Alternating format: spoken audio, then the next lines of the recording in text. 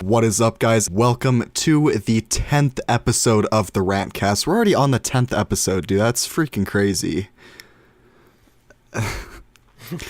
Well, yeah, it's late. It's like 11:12 by me. It's 1 in the morning by him. It's... Yeah. I'm out of it. I worked all day today, and it sucked. So, yeah. This is pretty much me at my worst. Life, bro. Alright, let's go ahead and get started. In almost all of our other videos, we have come across as the biggest Apple fanboys, I think, ever, you know? But every company is gonna have their issues, and today that is what we're gonna be talking about. Alright, so I've touched on this previously, but Final Cut Pro did not support the HEVC codec until very recent, like not even 2 weeks ago. And the reason I wasn't too happy about that was because iMovie, which is a free video editor, supported it on the same day that macOS High Sierra launched. And Final Cut didn't get it until I think it was December 14th.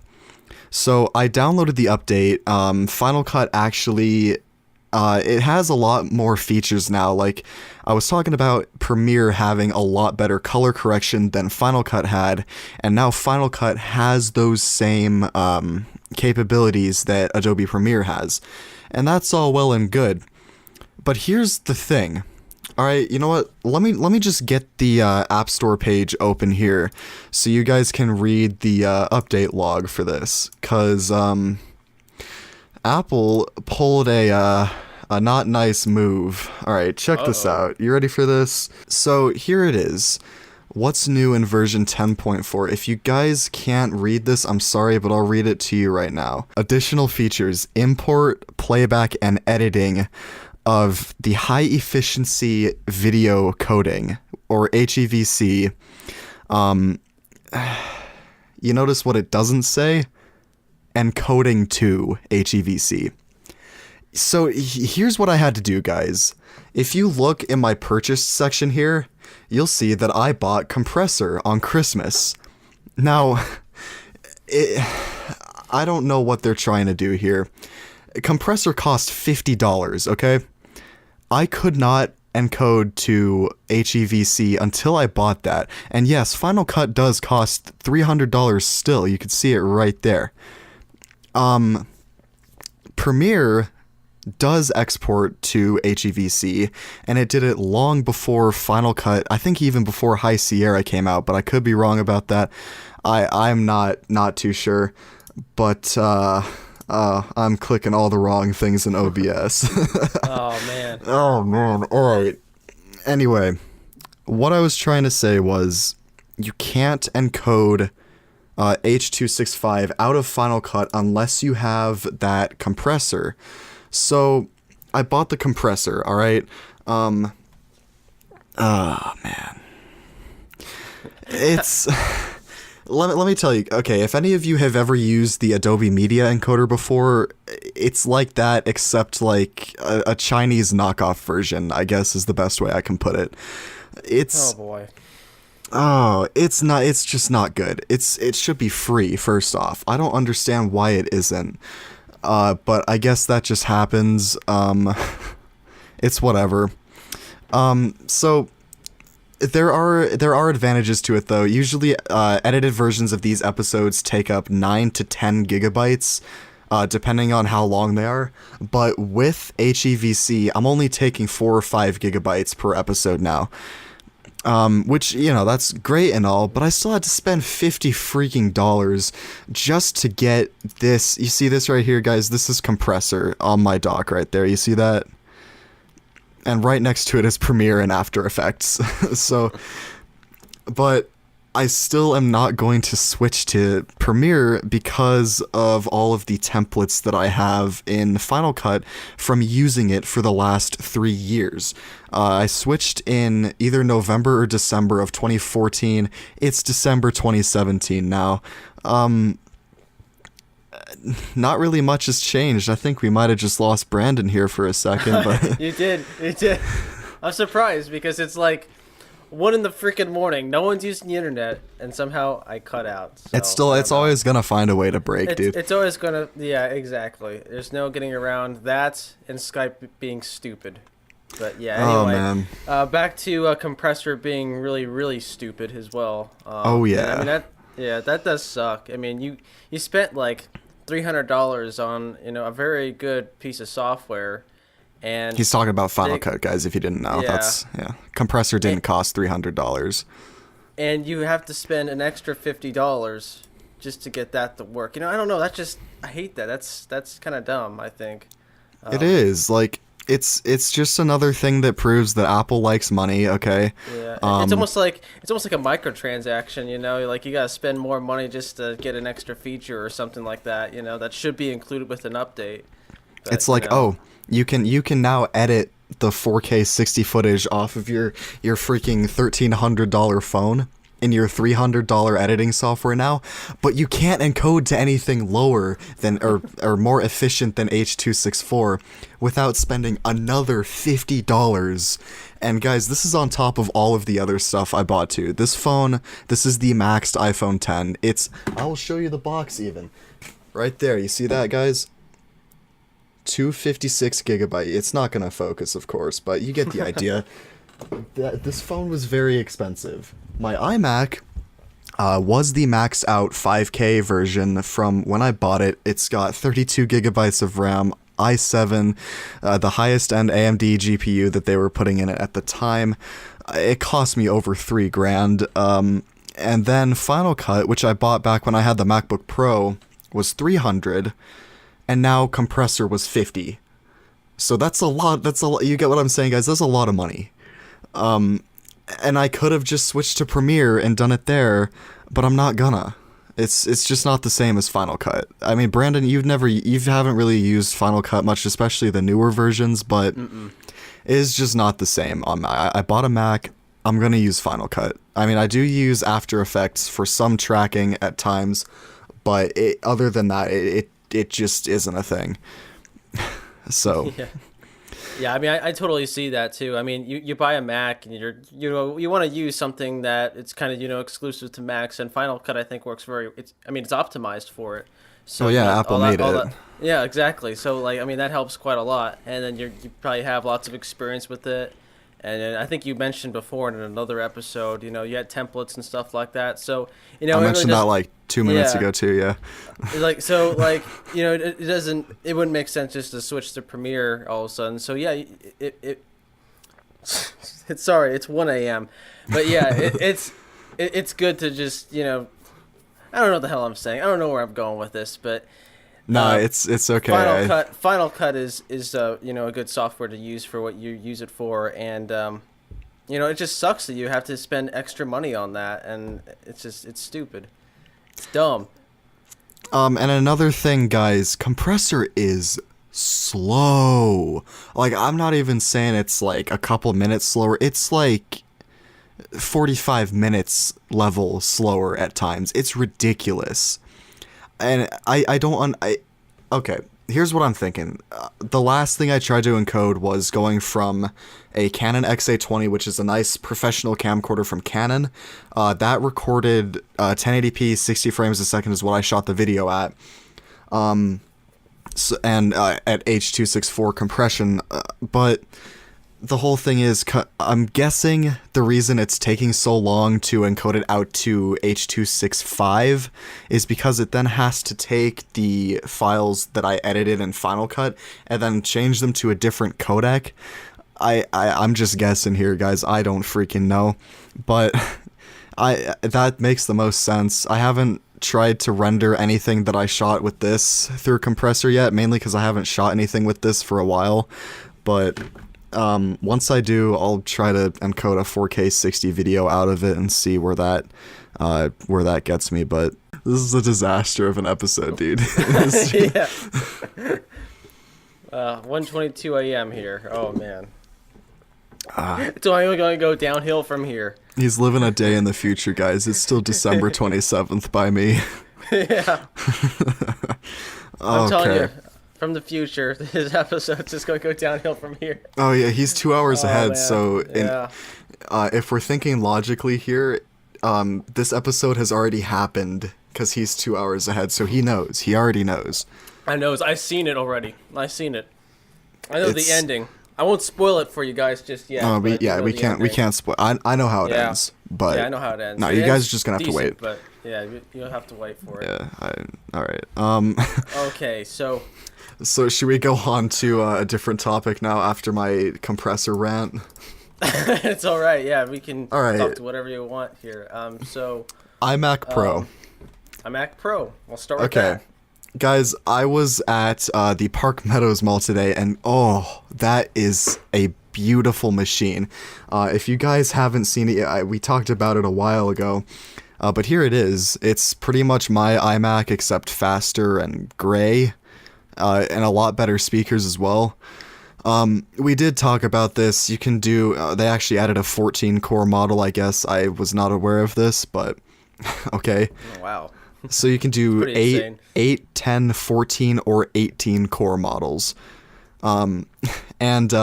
This can get expensive really fast. I'm just gonna price out the highest spec model right here. And yeah, it starts at $5,000. Alright, so there you go. This processor adds another $1,600 to it, okay? RAM, 128 gigabytes. 4 terabyte SSD, another 2,000. We're already up to 13 grand, and we're not even done yet. If you want the exclusive gray trackpad and mouse, you're gonna be, oh, you can't even see it. Hold up. Okay, this is not good right now. Okay, there you go. $13,348. Man, you could buy a car for that much. Yeah, honestly though. I mean, but it's gray. Look at it. It looks pretty. Oh yeah, gray. Okay. Gray. Here's the thing, guys. If I was rich, I would get one, but the iMac I have now, I feel like is overkill for what I'm doing. So it's not going to be a thing, at least unless like if I win the lottery or something, or Oh yeah, I mean, one that's or, how. like one just gets shipped to my house for whatever reason. By accident, you just wake up one day, you look at the doorstep, like, wow, a new iMac Pro. I'd be like, crap. oh. Cool. I'd open the door and like take it in, and then I'll take it. Yeah. Yeah, exactly. But it's the iMac Pro. It's my iMac except faster and gray. There's not really that much different about it. It's also a lot more expensive as well. It is a step in the right direction, I guess, even though you can't upgrade anything on it, even the RAM anymore. Oh, I don't know. I'm just waiting for that modular Mac Pro, which it may not even happen at this point, but I'm hoping. If they did, that'd be really cool. I know. It's going to be even more expensive. Yeah. Probably too, yeah. All right. So next up, guys, we are going to talk about a dying breed. You guys remember these? I actually have one right here. It's not the 6th gen, but you guys remember this? If you've been watching me for quite a while, you'll know that I use that iPod to film a lot of videos. It doesn't really get used anymore, but I still have it just because, why would I not keep it? Exactly. It's even bent to, like the iPhone 6 did, but, stuff's gonna happen. Anyway, guys, the iPod is a dying breed at this point. Earlier in the year, I don't know if we ever talked about this or not, but they dropped the iPod Shuffle and the iPod Nano, so the only iPod now is the iPod Touch. And if you look, it's still running the A8 processor. It's and that's also the same processor that was in the iPhone 6 3 years ago. They're on the A11 Bionic now, which is what I have in my 10, and it's a great processor. But iPods don't even have Touch ID. Even the MacBooks have that. It just doesn't get very much updates. It seems like it's just like they just left it in the past, and they did. Keep it like I that. feel like they're gonna keep it until the A8 can't run the new iOS, and then they're just gonna say, So. you know what? Every parent in freaking America is buying their kids iPhones, we're not going to keep the iPod around anymore. Yeah, because I mean, when I was like several years back, I started with the iPod Touch, and then kind of moved my way up. But you know, it's just I guess that's what kids are doing. And another thing too, I noticed with kids is like little kids, the parents usually just buy them like iPads because they're a little bit more, I guess, more tough in a weird way. You know, they get a real tough case on it and everything. And that's what I've been seeing more of the larger trend, at least lately. And then you just have your iPhone as kind of like your MP3 player, you know, thing. Like basically the iPhone became so popular, it pretty much replaced the iPod, you know, in that regards. So yeah, it's just a really neglected breed now. You just don't see people have iPod touches even. It's just I mean, so uncommon. I've got 3 of them laying in front of me here. Let me tell you a story, guys. All right, so back in 2011, I wanted an iPod really bad. So my parents actually got me this. This is the 3rd generation 32 gigabyte iPod Touch, and this is a classic. Look how small it is. You see that? The screen is not Retina display. It was actually the last iPod to not have Retina display. But it did support iOS 5, and iOS 5 is the update that brought iMessage, FaceTime, not on this, but on other stuff. And a couple, I can't even remember what else. I know Siri was a thing, but that was only on the iPhone 4S at the time, because it was 2011 and nothing else ran it.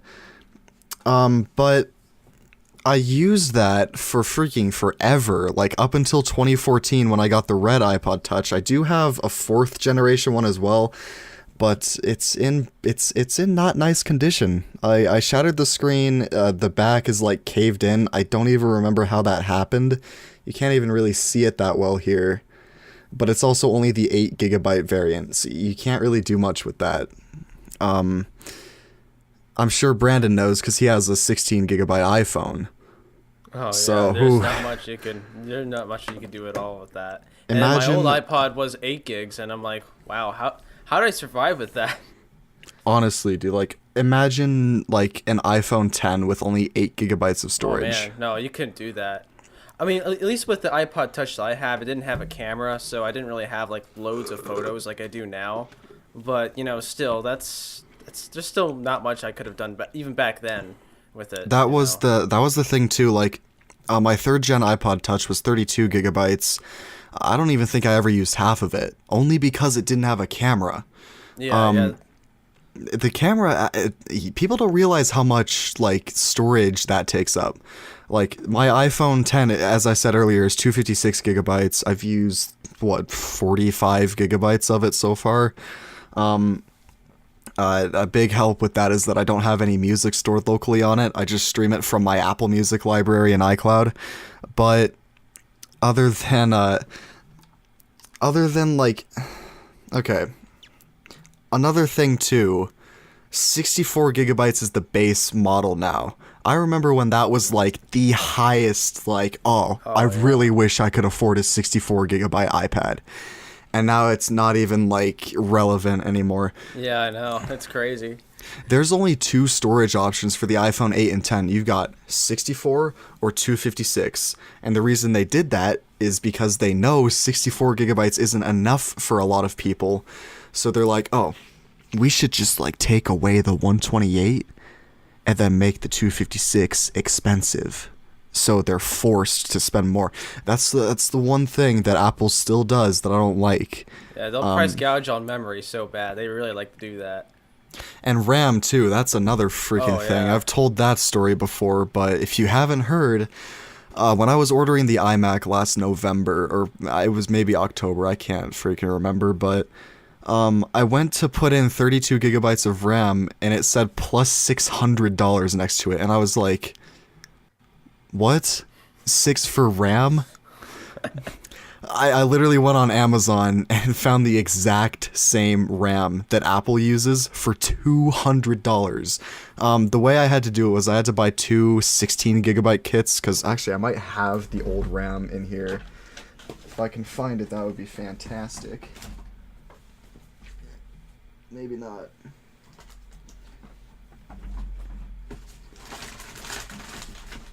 Oh, hey, here it is. Alright. So this is the RAM that came out of my iMac. They're just laptop DIMMs. It's kind of annoying that it's not desktop because it's a freaking desktop class computer. But I bought 2 of these 16 gigabyte kits, $100 a piece. I saved myself $400, and I think I just bought food with that. That's pretty nice, though. I mean, 400, dude. That helped me a bunch, but it's so stupid. They're like, hey, we're gonna pop the door off the back of it and put this RAM in for you, but that's gonna cost you $400.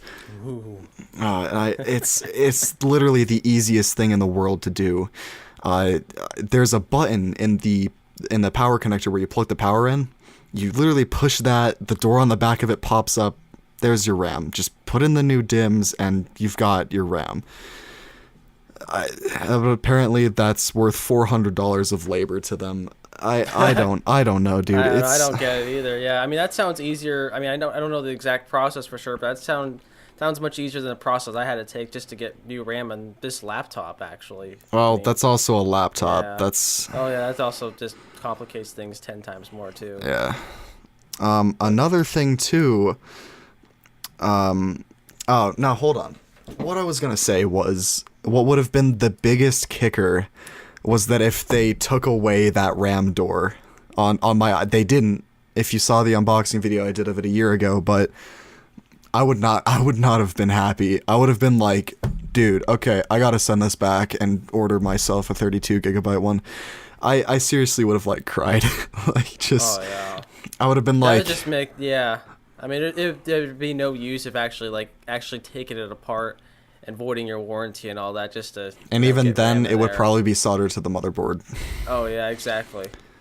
And if you guys... Okay, here's the other thing about the iMac I have, at least, and I think the new 2017, not the Pro ones, but just the 5K ones, if you're careful enough, and if you absolutely know what you're doing, you can take the screen off and replace the processor. This is only if you absolutely know what you're doing, though. I would not do that. That's why I just bought my processor from Apple. But... in theory, if I wanted to, I'm not sure if the socket is the same for the 7th generation processors, but if I wanted to, I could pull the screen off of the iMac and put in a 7th, or what is it, Kaby Lake, I think they called it. Mm-hmm. I could if the socket is the same. I'm not gonna, because I don't want to, this was a $3,000 computer, I don't want to risk that. But, you know, it's just weird that they didn't solder it to the logic board. I don't get it. Yeah, I know. I mean, you're Apple. I thought that was your specialty. I know. They love soldering things. Even solid state memory, stuff like that. I mean, that's just their thing. Well, memory is solid state anyway. It's just... Yeah. I don't know. I don't freaking know, dude. My Mac Mini had soldered RAM, and it wasn't any faster than just regular DIMMs that you stick in the slot, so... Yeah, I can never figure out the advantage except for, you know, of course... controlling the memory options that you get, you know. I mean, if you could just upgrade it yourself, of course it's... I mean, that's really the only reason why they do it, I guess, to prevent people from upgrading the memory themselves and making them pay up front. Yeah, I mean, I get why they do it on the iMac Pro, because that thing actually does use the desktop DIMMs, which are about twice the length of the laptop ones. Mm-hmm. But... the whole thing... Okay, you know what? I can actually show you. Let me just grab it really quick.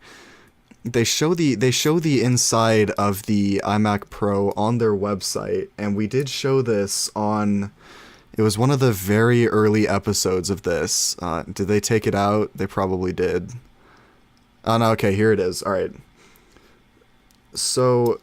here it is. On my, you can already see some differences here. My iMac only has one fan, this one has two, but on mine, the RAM is right here, right above the power port. But on this one, it actually doesn't even look like it's soldered. It just looks like they're regular DIMM slots. So if that's the case, the same thing probably goes for this. If you're careful enough, you can take it apart, but this is even more expensive than the one I have, so I'm guessing a lot of people aren't going to want to do that. I guess So yeah. But they are using DDR4 now. It's 2666 megahertz DDR4 ECC RAM. So this is pretty much a server. They're using server grade stuff in this, which I guess is okay. They're using the Intel Xeon processors, as it says at the top somewhere. It'll say it. Where is it at? Okay, maybe it doesn't. I don't even know. There it is. Xeon processor. That's Intel's server grade stuff, and it's not a bad processor. It's just really expensive. So, but then again, everything Apple has is expensive. So, guys, I guess pretty much the last thing we have to talk about right now, for this episode at least, is the HomePod, and we did touch on this in the last episode, but it's still delayed until early 2018, and that can mean either January, February, or March. I'm guessing March because... That's what I'm guessing too, yeah. If you remember back in 2016, they launched the iPhone SE in a special March event, and I'm guessing that's what they're going to do here, as you see here, available early 2018, but what I'm guessing they're going to do is have the new iPhone SE launch alongside this, if there even is going to be a new iPhone SE. And this thing actually does use the same processor that the iPod Touch uses. So that should just put into perspective how old the iPod Touch is. If a freaking speaker is running off of the same processor, it's... I do still like the design of this. It's ported at the bottom. You've got your... It's still upside down. The subwoofer should be at the bottom. It's at the top, though, firing up away from you instead of down into whatever it's sitting on. But, okay. 7 tweeters at the bottom. I might get one. I don't know yet. But it looks like it's going to be a decent smart speaker, at least. So, yeah. Guys... I think that's where we're gonna have to end this episode. It's been a sketchy one, to say the least, but that's we what did you're it. gonna get at 1 a.m. So. I mean, I think this actually is going to be our shortest episode ever. But all right, the next episode will be on New Year's. Depending on Brandon's schedule at work, it's going to be midnight his time. But if he's able to, it will be my time. So guys, watch for that. December 31st. Yeah. Anyway, guys, till the next video, that is going to be it. So thank you for watching.